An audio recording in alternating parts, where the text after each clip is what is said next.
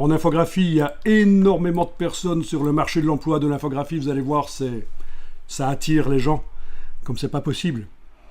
Mais il y a énormément de bras cassés. Il y a très peu de gens qui sortent du lot, qui au niveau technique et créatif sont à la hauteur. Donc voilà. Et en général, les gens qui sont à la hauteur au niveau technique et créatif, ils ne se trouvent pas à la hauteur.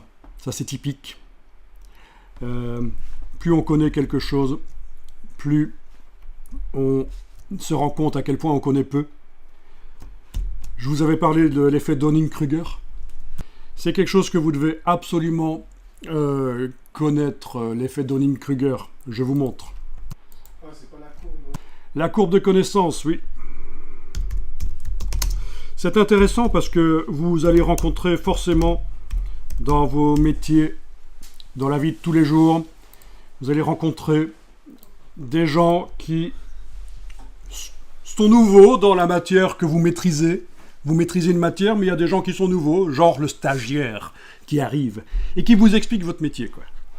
Et il vous explique votre métier, il sort de l'école, il a eu des bons profs, il connaît plus que vous.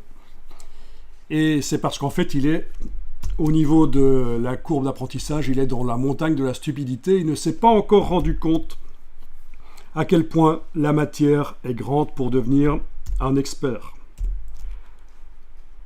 Donc, il surévalue ses compétences, il sous-estime les experts. Ça, c'est quelque chose qu'on a beaucoup vu au moment du Covid.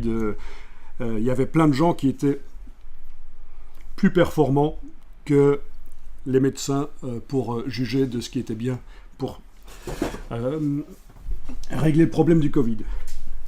Ce n'est qu'un exemple parmi plein d'autres.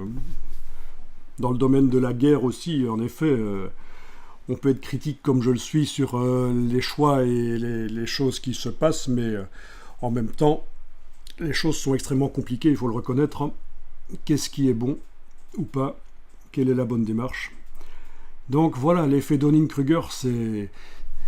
Franchement, depuis que je connais ça, quand quelqu'un vient m'emmerder à m'expliquer mon métier, à m'expliquer comment je devrais faire les choses, je l'accepte beaucoup mieux. Je me dis, oui, il est dans cette partie-là, il vient de découvrir la matière, et voilà.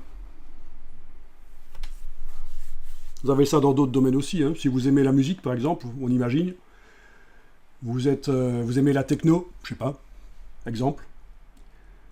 Vous avez découvert la techno, les trucs basiques de la techno, et puis, au fur et à mesure, vous en avez eu assez des trucs basiques. C'est juste un exemple, vous pouvez remplacer ça par n'importe quel art.